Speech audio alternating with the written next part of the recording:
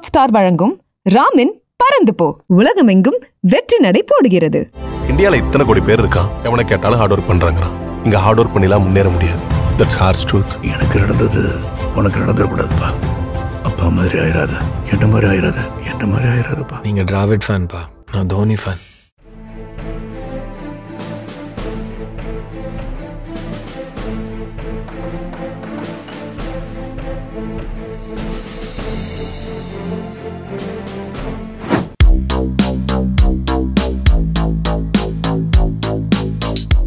நீங்கள் first work பண்ண படம் அதோடைய எக்ஸ்பீரியன்ஸை பற்றி சொல்லுங்கள். அதாவது நான் இங்கிலீஷில் ஃபஸ்ட்டு படம் ஒர்க் பண்ணது வந்து பசிபிக் ரிம்னு ஒரு படம்.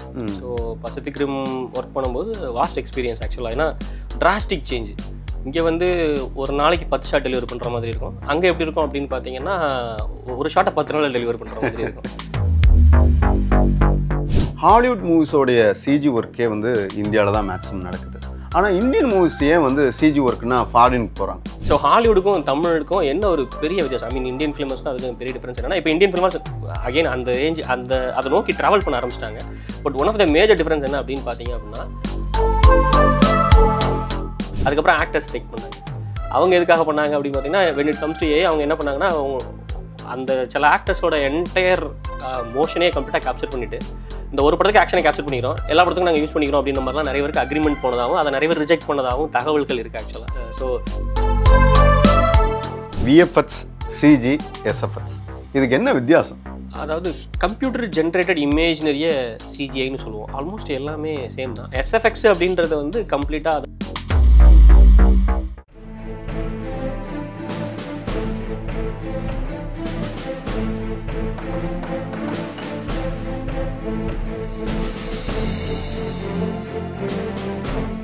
ஹாய் ஹலோ வணக்கம், நான் உங்கள் விக்னேஷ். இன்றைக்கி ஷேர் வித் விக்கில் வந்து யாரை இன்டர்வியூ பண்ண போகிறோன்னா, ஒரு 15 இயர்ஸாக வந்து விஎஃப்எக்ஸ் இண்டஸ்ட்ரியில் இருக்கிறாரு. அது மட்டும் இல்லாமல் 10 இயர்ஸாக வந்து ஸ்பெல் பவுண்ட் விஎஃப்எக்ஸ் கம்பெனியை வந்து ரன் பண்ணிகிட்ருக்கிறாரு. அண்ட் அதே சமயத்தில் டிஜிஆரா அப்படிங்கிற ஒரு விஎஃப்எக்ஸ் இன்ஸ்டிடியூட் ரன் பண்ணிகிட்ருக்கிறாரு. இப்போ அவரை தான் இன்டர்வியூ பண்ண போகிறோம். அவர் வேறு யாரும் இல்லை, சங்கர் நடராஜன் அவர்களை தான்.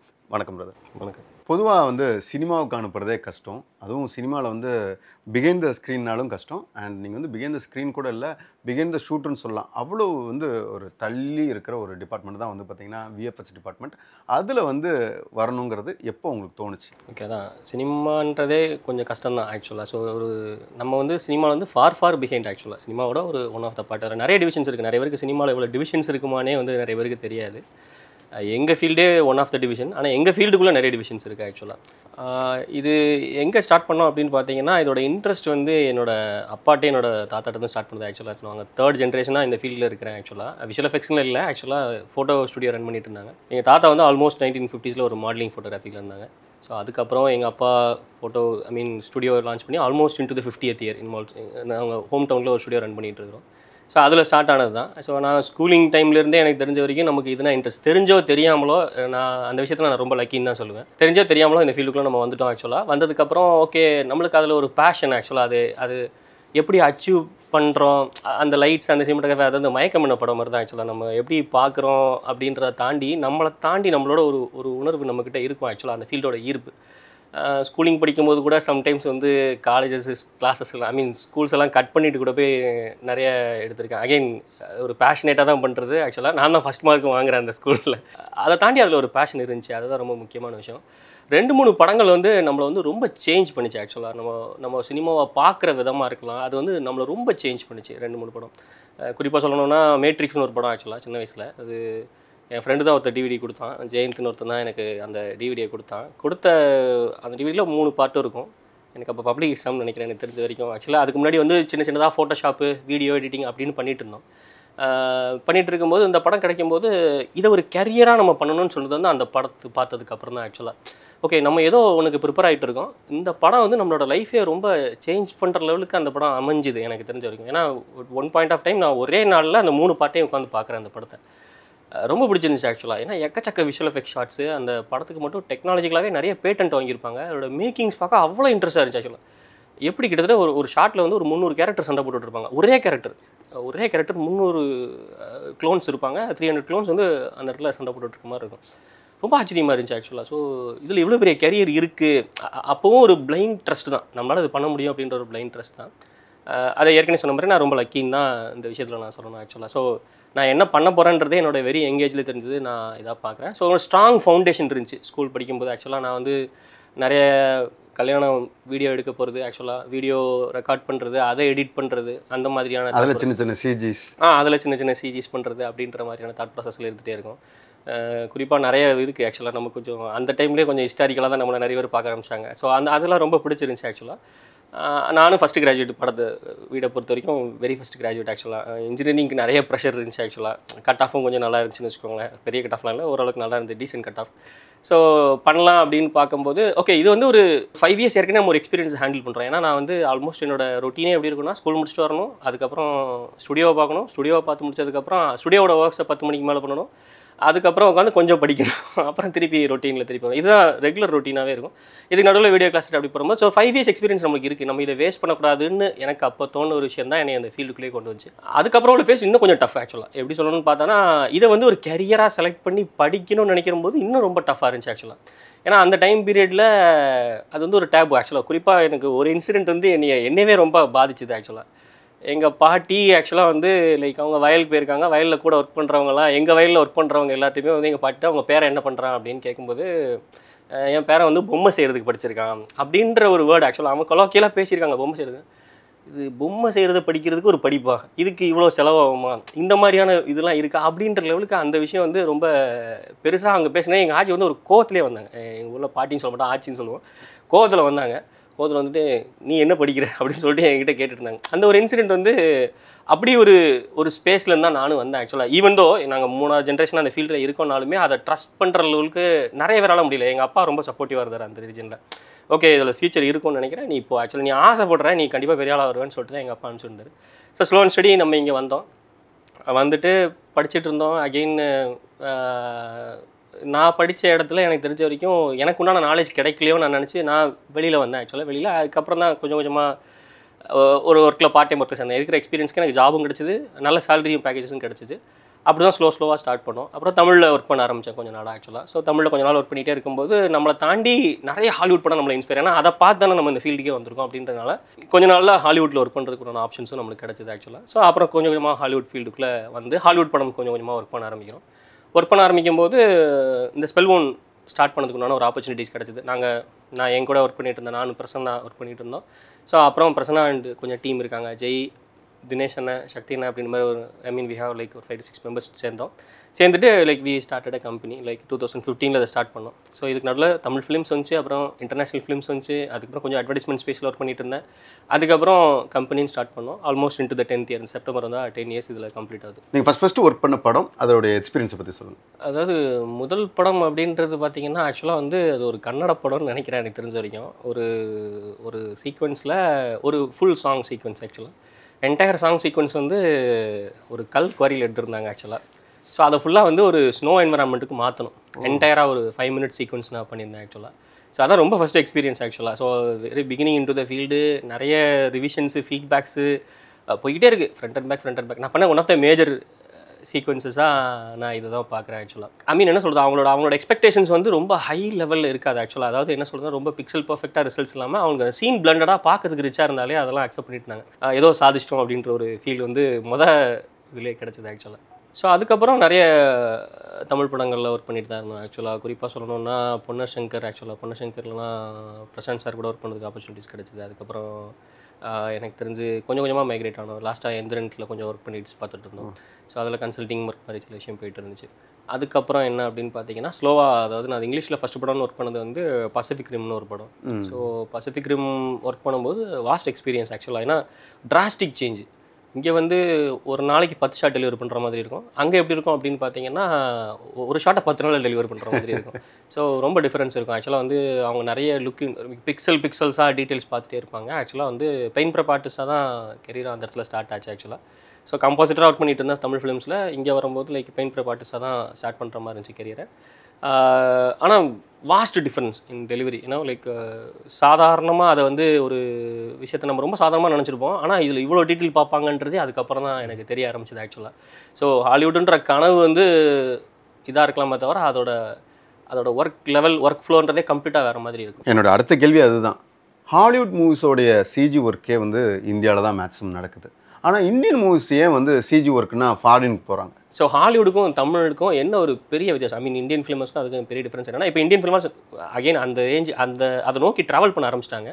But one of the major difference என்ன அப்படின்னு பார்த்தீங்க அப்படின்னா, ப்ரீ பிளானிங் அவங்ககிட்ட ரொம்ப எஃபெக்டிவாக இருக்கும் ஆக்சுவலாக. ஸோ அந்த படத்தில் ஒரு ஃப்ரேம் எப்படி வரப்போகுது, அதாவது கேமரா ஆங்கிள்ஸ்லேருந்து எல்லா டைப்புமே ப்ரீவியூஸ் பண்ணிவிடுவாங்க ஆக்சுவலாக. இது இப்போ நடக்கல, கிட்டத்தட்ட மோர் தென் 2-3 டெக்கேட்ஸ் முன்னாடியே அவங்க ப்ரீவியூஸை வந்து ஸ்டோரி போர்ட் லெவலில் பண்ணுறாங்க. இப்போ ரொம்ப மாடர்னைஸ்டு ஃபார்மில் அவங்க பண்ணுறாங்க. ஸோ அதை எல்லாத்தையும் பண்ணிவிட்டு ஷூட்டிங்னு மட்டும் ஒன்று பாக்கி இருக்குது, அதை முடிச்சிட்டானா கொஞ்சம் விஷுவல் எஃபெக்ட்ஸ் பண்ணிக்கலாம் அப்படின்ற மாதிரி இருப்பாங்க ஆக்சுவலாக. ஷூட்டிங்கிறது என்னென்னா, அதாவது பிளானிங் முடிச்சு கம்ப்ளீட்டாக முடிஞ்சதுக்கப்புறம் ஷூட்டிங் வந்து ஒரு 3 months 4 monthsல ரேப் பண்ணுவாங்க. சில படங்கள் கொஞ்சம் எக்ஸ்டெண்டடாக கூட போகலாம் ஆக்சுவலாக. ரொம்ப ஷார்ட் லிமிட்டட் 3 to 4 months எடுத்துக்கோன்னா ரொம்ப ஷார்ட் லிமிட்டை ஷூட்டிங் முடிச்சிருவாங்க. அப்புறம் உள்ள விஷுவல் எஃபெக்ட்ஸ் இன்டெகிரேஷன்ஸ் அதுக்கு முன்னாடியே விஷுவல் எஃபெக்ட்ஸ் வந்து ரன் ஆக ஆரம்பிச்சிடும். அதாவது ப்ரீவியஸ் போஸ்ட் ஃபார்மில் எல்லா விஷயத்தையுமே ஸ்டார்ட் பண்ண ஆரம்பிச்சிருவாங்க. ஸோ அதுக்கப்புறம் கொஞ்சம் விஷுவல் எஃபெக்ட்ஸ்ன்ற மாதிரி போகும் அவங்களுக்கு ஆக்சுவலாக. ஸோ அவங்களுக்கு எப்போ விஷுவல் எஃபெக்ட்ஸ்ன்றது ஸ்டார்ட் ஆகுதுன்னா Day 1 ஸ்டார்ட் ஆகும். ஸோ அவங்களோட பைப்லைன் ரொம்ப முக்கியமான ஃபேக்டர்ஸ் ஆக்சுவலாக. ஸோ அவங்களோட பைப்லைன் வந்து ரொம்ப ரிஜிடாக இருக்கும். ஐ மீன் ரொம்ப ரொபஸ்ட்டாகவும் இருக்கும். நீங்கள் எதனாலும் எப்படினாலும் இன்கார்பரேட் பண்ணுற மாதிரி ஒரு பைப்லைன்ஸும் அவங்க செட் பண்ணி வச்சுருப்பாங்க. வேற நம்ம ஃபிலிம்ஸில் என்ன நடக்கும் அப்படின்னு பார்த்தீங்கன்னா, விஷுவல் எஃபெக்ட்ஸ்ன்றது வந்து லைக் இப்போ நிறைய பேர் எப்படி ஷூட் பண்ண ஆரம்பிச்சிட்டாங்க அப்படின்ற பற்றி பார்த்தீங்கன்னா, படம் எல்லாத்தையும் முடிச்சிருவாங்க. முடிச்சுட்டு வந்து எனக்கு தெரிஞ்ச வரைக்கும் இதில் கொஞ்சம் விஷுவல் எஃபெக்ட்ஸ் பண்ணணும் அப்படின்ற மாதிரி பார்க்கும்போது அதில் நிறைய டிஃபிகல்ட்டிஸ் வரும். நம்மளால் நினச்ச லெவலுக்கு நான் அக்யூரசியை ரீச் பண்ண முடியாது. ரெண்டாவது அதுக்கப்புறம் அதோட டைம்லைன், அதுக்குண்டான டைம்லைன் வந்து இருந்தால் தான் சில ஷார்ட்டை வந்து நீங்கள் பிலீவபிளாக மாற்றணும் அப்படின்னா அதுக்குன்னு ஒரு டைம்லைன் இருக்குது. அந்த டைம்லைனுக்கு கொடுத்தா மட்டும்தான் அந்த குவாலிட்டியை நம்மளால் ரீச் பண்ண முடியும். குவாலிட்டி ஆஃப் ஆர்டிஸ்ட் ஆக்சுவலாக இப்போ இந்தியா வந்து பார்த்தீங்கன்னா 2Dயில் பெரிய இதுதான் ஆக்சுவலாக. இப்போ வந்து முன்னாடி வந்து டேலண்ட் ஸ்பேஸ்ன்ற ஒரு கேப் இருந்துச்சு இந்தியாவுக்கு ஆக்சுவலாக. வந்து விஷுவல் எஃபெக்ட்ஸ்க்கு வந்து டேலண்ட் கேப்னு ஒன்று இருந்துச்சு. பட் இப்போ அந்த டேலண்ட் கேப்ஸ் வந்து ரொம்பவே ஃபில் ஆயிருக்கு ஆக்சுவலாக. ஸோ எவ்ரி கம்பெனி லைக் ஒரு ஃபாரினில் இருக்கிற எல்லா கம்பெனிஸுக்குமே இங்கே ஒரு ஆஃப்ஷோர் ஃபெசிலிட்டிஸ் வச்சிருக்காங்க. ஆல்மோஸ்ட் மெனி கம்பெனிஸ் இங்கே வந்து ஆஃப்ஷோர் ஃபெசிலிட்டிஸ் வச்சிருக்காங்க. ஸோ இப்போ நம்ம கம்பெனி ஒர்க் பண்ணுற ஆர்பிஎம் ஸ்பேஸை பொறுத்த வரைக்கும் பார்த்தீங்கன்னா கம்ப்ளீட்டாக ஆர்பிஎம்மோட என்டையர், அதாவது இந்தியா தான் நம்பர் 1 லைக் அதில் பண்ணுறது வந்து ரொம்ப எக்ஸ்பர்ட்ஸ் வந்து இந்தியன்ஸ் தான் ஆக்சுவலாக. எல்லா டைப் ஆஃப் ஒர்க், அதாவது மேக்ஸிமம் நாங்கள் ஒரு டேட்டா பார்த்தோம். அந்த டேட்டாவில் பார்த்தீங்கன்னா ஒரு 90% of the data outsource ஆகிறது இந்தியாவுக்கு மட்டும்தான் இந்த ஆர்பிஎம் ஒர்க்கை பொறுத்த வரைக்கும். ஸோ அதர் ஃபீல்ட்ஸும் கொஞ்சம் கொஞ்சமாக நல்லாவே க்ரோ ஆகிட்டு வருது. இப்போ ஃபார் எக்ஸாம்பிள் இந்த லைன் கிங்லாம் பார்த்துருப்பீங்க, ஆல்மோஸ்ட் நிறைய ஷார்ட்ஸ் இந்தியாவில் பண்ணது தான். ஸோ அந்தளவு குவாலிட்டி பண்ணுறதுக்கும் டேலண்ட் ஸ்பேஸ் வந்து நல்லாவே பெருசாக ஆயிருக்கு இப்போதைக்கு ஆக்சுவலாக. முன்னாடி கொஞ்சம் இல்லை, இப்போ நல்லாவே டெவலப் ஆயிருக்கு. இன்னொரு இன்ட்ரெஸ்டிங்கான விஷயம் என்ன அப்படின்னு பார்த்தீங்கன்னா, அதாவது நம்ம இந்தியன் சினிமாலேருந்து அங்கே அவுட் சோர்ஸ் பண்ணுவாங்க. நான் படம் பேர் மென்ஷன் பண்ண வரும்ல, இங்கேருந்து இந்தியாவிலேருந்து ஒரு படத்தை வந்து ஹாலிவுட்டுக்கு எக்ஸ்போர்ட் பண்ணுவாங்க. ஐ மீன் அவுட் சோர்ஸ் பண்ணுறாங்க. அவங்க நம்மளுக்கு தான் திருப்பி அவுட் சோர்ஸ் பண்ணுவாங்க. For some divisions, not for every divisions ஆக்சுவலாக. சில டிவிஷன்ஸ்க்கு நமக்கு தான் அவுட் சோர்ஸ் பண்ணுறாங்க, நாங்கள் தான் திருப்பி அங்கே பண்ணி அங்கே கொடுக்குறோம். ஸோ அவங்க டேரெக்டாக எங்ககிட்டே கொடுத்தாங்கன்னா இன்னும் நல்லாயிருக்கும். சிஜிலேயே நீங்களே சொன்ன மாதிரி பார்த்தீங்கன்னா whatever VFX or CG, இதுலேயே நிறைய டிபார்ட்மெண்ட்ஸ் இருக்குது அப்படிங்கிற மாதிரி சொன்னீங்க. என்னென்ன டிபார்ட்மெண்ட்ஸ் இருக்குது? ரொம்ப எக்ஸ்டென்சிவான டிபார்ட்மெண்ட்ஸ் எடுத்துக்கலாம் ஆக்சுவலாக. ஸோ இப்போ நீங்கள் பிளானட் ஆஃப் த ஏப்ஸ்னு ஒரு படம் பார்த்தீங்க அப்படின்னா, அதில் வந்து அந்த மங்கி சீக்வன்ஸ் நிறைய இருக்கும். மேபி ஒரு ஷார்ட்லேயே மோர் தென் லைக் ஒரு 200-300 மங்கீஸ் இருக்கிற மாதிரிலாம் ஏப்ஸ் அதில் இருக்குன்னா, அந்த ஏப்போட டிசைன் ஆக்சுவலாக அதோட ஸ்கெலிட்டன் மூவ் ஆகிறத விட்டுருங்க. ஆக்சுவலாக அந்த ஸ்கின்னிங்கே கிட்டத்தட்ட 2-3 டிவிஷன்ஸ் இருக்கும். ஸோ என்ன லெவல் ஆஃப் டீட்டெயில்ஸ் தேவைப்படுதோ அதை பேஸ் பண்ணி அவங்க ரிசர்ச் பண்ண ஆரம்பிப்பாங்க ஆக்சுவலாக. ஃபார் எக்ஸாம்பிள் ஒரு ஏப்பை ஸ்டடி பண்ணி இந்த மசில் இப்படி தான் மூவ் ஆகுமா, ஏன்னா அந்த company they put lots and lots of effect in R&D ஆக்சுவலாக. ஸோ அவங்க தான் அவதார் பண்ண கம்பெனி. ஸோ அவங்களோட ரிசர்ச் வந்து பார்த்திங்கன்னா டிபார்ட்மெண்ட்ஸ் வந்து ரொம்ப எக்ஸ்டென்சிவாக எடுத்துக்கலாம். ரொம்ப பேஸ் லெவல் எடுத்துக்கலாம், 2Dன்னு எடுத்துக்கலாம், 3Dன்னு எடுத்துக்கலாம். ஸோ இதுதான் மேஜர் டிவிஷன் ஆக்சுவலாக. ஸோ 2Dன்றது வந்து நீங்கள் ஷூட் பண்ண ஃபுட்டேஜில் ஒர்க் பண்ணுறது 2Dன்னு வச்சுக்கலாம். In case if you want to bring in any sorts of ஒரு 3D அசெட், நாங்கள் ஏதாவது ஒரு ஜுராசிக் பார்க் அங்கே கொண்டு வரணும், இந்த இடத்துல ஒரு ஏப்பை கொண்டு வரணும் அப்படின்ற விஷயத்தில் கொண்டு வரலாம். 3D அசெட்ஸ் அது வந்து கிரியேஷன் டிபார்ட்மெண்ட், கம்ப்ளீட் கிரியேட்டிவ். அதில் கிரியேட் பண்ண அசெட்டை வந்து லைவ் ஆக்ஷன் ஃபுட்டேஜில் இன்டெகிரேட் பண்ணுவோம். ஸோ இதில் வாஸ்ட்டாக ரொம்ப சிம்பிளாக சொல்லணும்னு பார்த்தீங்கனாலே எனக்கு தெரிஞ்ச வரைக்கும் ஒரு 15-20 டிபார்ட்மெண்ட் வந்து ரொம்ப சிம்பிளிஃபைடாக சொல்லலாம். விஎஃப்எக்ஸ் இண்டஸ்ட்ரியோடைய ஃபியூச்சர் என்ன மாதிரி இருக்குது? ஃபியூச்சர் அப்படின்னு பார்த்தீங்கன்னா, அதாவது இப்போ கிரியேட்டிவ் இண்டஸ்ட்ரி மட்டும்தான் எனக்கு தெரிஞ்ச வரைக்கும். இப்போ ஏஐ வந்துருச்சு எல்லா இடத்துலையுமே ஏஐ வருதுன்னு தான் பேசிகிட்டு இருக்கோம். எல்லா ஒர்க்கையுமே ஏஐ பண்ணுற மாதிரி கொண்டு வந்துகிட்டே இருக்காங்க, கரெக்டுங்களா ஆக்சுவலாக. ஸோ மனுஷனோட எண்ட் ரிசல்ட் என்னவாக இருக்கும்னு நீங்கள் நினைக்கிறீங்க? ஏஐக்கு ப்ராம்ப்ட் எழுதுறதா இருக்கும்.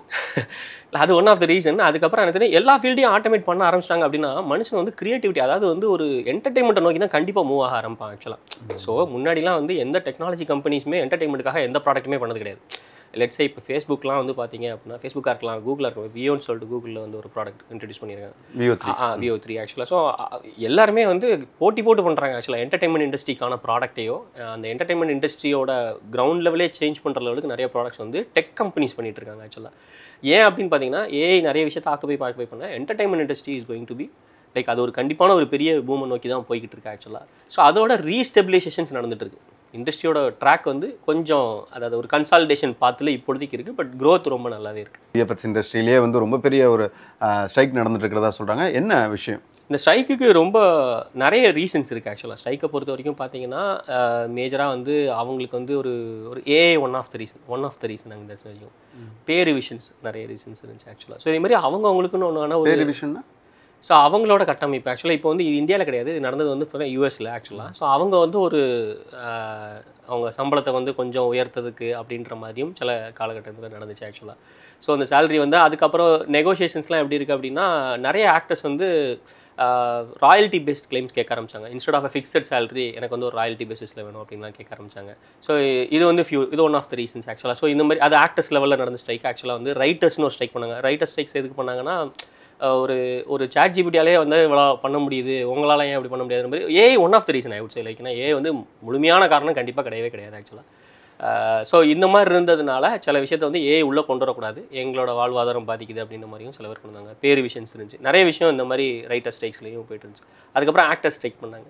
அவங்க எதுக்காக பண்ணாங்க அப்படின்னு பார்த்தீங்கன்னா when it comes to AI அவங்க என்ன பண்ணாங்கன்னா அந்த சில ஆக்டர்ஸோட என்டையர் மோஷனே கம்ப்ளீட்டாக கேப்சர் பண்ணிவிட்டு இந்த ஒரு படத்துக்கு ஆக்ஷனை கேப்சர் பண்ணிக்கிறோம், எல்லா படத்துக்கும் நாங்கள் யூஸ் பண்ணிக்கிறோம் அப்படின்ற மாதிரிலாம் நிறைய பேருக்கு அக்ரிமெண்ட் போனதாகவும் அதை நிறைய பேர் ரிஜெக்ட் பண்ணதாகவும் தகவல்கள் இருக்குது ஆக்சுவலாக. ஸோ அப்படியும் பண்ணக்கூடாது, அதை நினைக்கும் ஒரு ஸ்ட்ரைக்ஸ் மாதிரியும் போன மாதிரி ஒரு ஃபீல் இருந்துச்சு ஆக்சுவலாக. ஸோ பல காரணங்களை தொட்டு அந்த ஸ்ட்ரைக் நடந்துச்சு. அஃபெக்ட் ஆனது என்னமோ என்டர்டெயின்மெண்ட் இண்டஸ்ட்ரி ஹோலாகவே நிறைய இடத்துல இண்டஸ்ட்ரி வந்து கொஞ்சம் ஒரு கன்சாலிடேஷன் பார்த்து, அதாவது வந்து ஒரு நிரந்தரமான க்ரோத் அப்படின்னு இல்லாமல் அப்படி போயிட்டு இருந்துச்சு. கொஞ்ச நாளாக ட்ராக் நல்லாவே மாறும்னு நினைக்கிறேன். இப்போது வந்து நம்ம படங்கள் இங்கே வராமல் இருக்கிறதுக்கு அதாவது எதுவும் பர்டிகுலர் ரீசன்ஸ் இருக்கா? ஏன் ஃபாரின் ஃபிலிம்ஸ் இங்கே வருது ஆனால் நம்மளோட இந்தியன் மூவிஸ் இங்கே வர்றதில்லை அப்படிங்கிறது? இந்தியன் ஃபிலிம்ஸ் இங்கே பண்ணாமல் இல்லை, ஒரு பெரிய பட்ஜெட் ஃபிலிம்ஸ் மட்டும் அங்கே கொண்டு போகிறாங்க ஆக்சுவலாக. ஸோ என்னென்னா அங்கே வந்து கொஞ்சம் பைப்லைன் ரொபஸ்ட்டாக இருக்குன்னு இவங்க நம்பலாம் ஆக்சுவலாக. பாயிண்ட் நம்பர் 1 ஆக்சுவலாக. மோரோவர் அவங்களோட எக்ஸிக்யூஷன் ஸ்டைல் அவங்களுக்கு ரொம்ப பிடிச்சிருக்கு ஆக்சுவலாக. ஒரு பேனராகவும் அவங்களுக்கு கிடைக்குது, அவங்களுக்கு ஒரு பெரிய அட்வர்டைஸ்மெண்ட்ஸ் கிடைக்குது ஆக்சுவலாக. ஸோ எனக்கு தெரிஞ்ச வரைக்கும் நாங்கள் இங்கேருந்து யூஎஸ்லேருந்து டெக்னீஷியன்ஸை வர வச்சு கொண்டு வரோம் அப்படின்னா அது ஒரு ஹைப்பு அவங்களுக்கும் க்ரியேட் ஆகுது. மோரோவர் இங்கே லோக்கலில் பண்ணுற படத்தோட அகைன் இப்போ இண்டஸ்ட்ரி வந்து குவாலிட்டி ஆர்டிஸ்ட்டை நோக்கி நிறைய பேர் போய்கிட்டு இருக்கோம், கரெக்டுங்களா ஆக்சுவலாக. ஸோ அந்த மாதிரியான ஒரு குவாலிட்டி எக்ஸிக்யூஷன்ஸும் இங்கே நடந்துகிட்ருக்கு. ஸோ இந்த குவாலிட்டி எக்ஸிக்யூஷனுக்கு தேவையான பீப்புளை வந்து அங்கே வந்து சூப்பர்வைசிங்கில் வச்சுக்கிட்டு இங்கே இருக்கவங்கள வந்து ஒர்க்கிங் லெவலில் வச்சுக்கலாம்னு நினைக்கலாம். Just point number 1. அண்டு இங்கே உள்ள டீமை வச்சும் நம்ம பட்ஜெட்டில் பண்ணலாம், பட் இங்கே வந்து கொஞ்சம் அந்த நெகோஷியேஷன்ஸ் வந்து ரொம்ப டஃப்பாக இருக்கும். வேறஸ் ஒரு இன்டர்நேஷ்னலை பொறுத்த வரைக்கும் அந்த நெகோஷியேஷன்ஸ் வந்து ரொம்ப ஸ்ட்ரெயிட் ஃபார்வர்டாக இருக்கும் ஆக்சுவலாக. அவங்க கேட்குற காசு அவங்க கொடுக்குற அளவுக்கு அங்கே வந்துடுறாங்க. வேறு இங்கே வந்து மல்டிபிள் லெவல்ஸில் நெகோஷியேஷன்ஸ் போய்கிட்டே இருக்கும். அந்த டேலண்ட் பூலை வந்து பார்க்குறாங்க. பட் இது கொஞ்ச நாள் ரெக்டிஃபை கண்டிப்பாக ஆகும் ஆக்சுவலாக. ஏன்னா நல்ல குவாலிட்டி கொடுக்குற ஸ்டுடியோஸ் வந்து இந்தியாஸ்லேயே ரொம்ப நிறைய இருக்காங்க, ரொம்ப நிறைய இருக்காங்க. ஸோ இதுவும் கொஞ்சம் கொஞ்சமாக கன்வெர்ட் ஆகும். விஎஃப்எக்ஸ், சிஜி, எஸ்எஃப்எக்ஸ் இதுக்கு என்ன வித்தியாசம்? அதாவது கம்ப்யூட்டர் ஜென்ரேட்டட் இமேஜினரியை சிஜிஐன்னு சொல்லுவோம். ஆல்மோஸ்ட் எல்லாமே சேம் தான். எஸ்எஃப்எக்ஸ் அப்படின்றது வந்து கம்ப்ளீட்டாக, அதாவது ஃபார் எக்ஸாம்பிள் எஸ்எஃப்எக்ஸ் வந்து மல்டிபிள் ஃபார்ம்ஸில் இருக்கும். கேமரா ஷூட்டிங் அப்போமே ஒரு எஃபெக்ட்ஸை பண்ணி கேப்சர் பண்ணுறதுன்றது எஸ்எஃப்எக்ஸ்னு சொல்லுவாங்க. லெட்ஸே இப்போ வந்து ஒரு ரொம்ப சிம்பிளாக எடுத்துக்கணும் அப்படின்னா முன்னாடிலாம் மெக்கட்ரானிக்ஸ்ன்ற மாதிரி இருக்கும், அது கைண்ட் ஆஃப் எஸ்எஃப்எக்ஸில் கூட வரும்.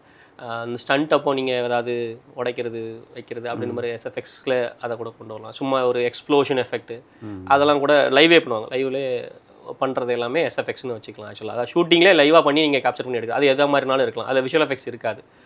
ஸோ விஷுவல் எஃபெக்ட்ஸ்க்கும் சிஜிஐக்கும் என்ன டிஃபரன்ஸ் அப்படின்னு பார்த்தீங்கன்னா, விஷுவல் எஃபெக்ட்ஸ் வந்து ரொம்ப ப்ராடர் டேர்ம்னு வச்சுக்கலாம். சிஜிஐன்றது வெறும் கம்ப்யூட்டர் ஜென்ரேட்டட் இமேஜினரி. வேறு எப்படி சொல்கிறது அப்படின்னு பார்த்தீங்கன்னா, இஃப் இன்கேஸ் நீங்கள் ஒரு ஜுராசிக் பார்க்கை கிரியேட் பண்ணுறீங்கன்னா அது வந்து ஒரு கம்ப்யூட்டர் ஜென்ரேட்டட் இமேஜ், கரெக்டுங்களா? ஸோ அதை வந்து ஒரு லைவ் ஆக்ஷனுக்குள்ளே கொண்டு வந்தீங்கன்னா அதை விஷுவல் எஃபெக்ட்ஸ்னு சொல்லிக்கலாம். ரொம்ப சிம்பிளாக சொல்லியிருக்கேன், ப்ராடராகவும் சொல்லலாம். ஓகே. இல்லை எனக்கு என்னென்னா, இப்போ ஒரு காமன் ஆடியன்ஸ் அது என்ன சிஜி எல்லாமே சிஜி படம் தானே, எல்லாமே விஎஃப்எக்ஸ் படம் தானேன்னு புரிஞ்சுப்பாங்க இல்லையா? அதுக்காக ரொம்ப சிம்பிள் ஆக்சுவலாக. நீங்கள் கம்ப்யூட்டர் ஜென்ரேட்டட் இமேஜினரின்றது வந்து ஒரு ஆப்ஜெக்டை நீங்கள் கம்ப்யூட்டர் மூலமாக மட்டும் கிரியேட் பண்ணி வைக்கிறது வந்து சிஜிஐ ஆக்சுவலாக. கம்ப்யூட்டர் ஜென்ரேட்டட் இமேஜ் அவ்வளோதான். இதை வந்து சிஜின்னு கம்ப்யூட்டர் கிராஃபிக்ஸ்ன்ற மாதிரி சிம்பிளாக சொல்லிடுவாங்க. ஸோ இதை வந்து நீங்கள் ஒரு லைவ் ஆக்ஷன் ஃபுட்டேஜுக்குள்ளே இம்போர்ட் பண்ணுறீங்க இல்லைங்களா? ஓகே. ஸோ அதை வந்து விஷுவல் எஃபெக்ட்ஸ் வந்து ரொம்ப ப்ராடர் டைம் ஆக்சுவலாக, அவ்வளோதான். ஆக்சுவலாக சிஜின்றது வந்து ஜென்ரேட்டட் இமேஜினரின்னு மட்டும் சொல்லிக்கலாம். இப்போ வந்து ரீசெண்டாக F1 அப்படின்னு ஒரு படம் ரிலீஸ் ஆயிருக்கு. அதில் வந்து கார் ரேஸ்லாம் வந்து ரொம்ப அற்புதமாக வந்து கேப்சர் பண்ணியிருந்தாங்க. அதுலேயும் சிஜி பண்ணியிருக்காங்களா?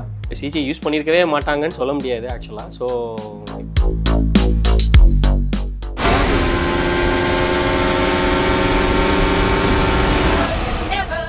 இப்போ வந்து தமிழ் சினிமாலன்னு மட்டும் இல்லாமல் எல்லா இடத்துலையும் வந்து இந்த டிஏஜிங் அப்படிங்கிறது வந்து ரொம்பவே பூம் ஆகிட்டு இருக்கு. அதை பற்றி சொல்லுங்கள். ஸோ டிஏஜிங்கிற ப்ராசஸ் வந்து முன்னாடி வந்து லிட்டரலி ஸ்பீக்கிங் லைக் இப்போது நிறைய படங்கள் இருக்குது. நாங்களே டிஏஜிங் எக்கச்சக்கமான படத்துக்கு பண்ணியிருக்கோம். அதாவது அந்த கதாபாத்திரம் வந்து எப்படி இருக்கும் அப்படின்னு பார்த்தீங்கன்னா கொஞ்சம் இப்போ வந்து ஃபாரின் மூவிஸை பார்த்து தான் நம்ம வந்து இந்த ஃபீல்டுக்குள்ளே வரோம், எல்லாமே ஓகே. பட் இங்கே அப்படி இந்த படம் பார்த்துட்டு இதே மாதிரி ஒரு படம் பண்ணணும் அப்படின்னு இந்தியன் மூவிஸ் என்னென்ன இன்ஸ்பயர் பண்ணியிருக்கு? ரொம்ப அழகாக சொல்லணும் அப்படின்னு பார்த்தோன்னா அந்த ஒரு பாட்டு உண்டு ஆக்சுவலாக, மன்னவனே அழலாமான்னு ஒரு சாங் ஆக்சுவலாக. ஏன்னா பேயின்றதை யாருமே அந்த டைம் வரையும் கண்ணாலே பார்த்துருக்க மாட்டாங்க. அந்த பாட்டு கிரியேட் பண்ண இம்பாக்ட் என்ன அப்படின்னு பார்த்தோன்னா, அந்த பாட்டு எங்கேயாவது ஓடினது கேட்டாலே நிறைய பேர் பயந்தாங்க அப்படின்ற மாதிரிலாம் நான் கேள்விப்பட்டேன் அந்த டைம் பீரியட் பீப்புள்கிட்ட பேசும்போது.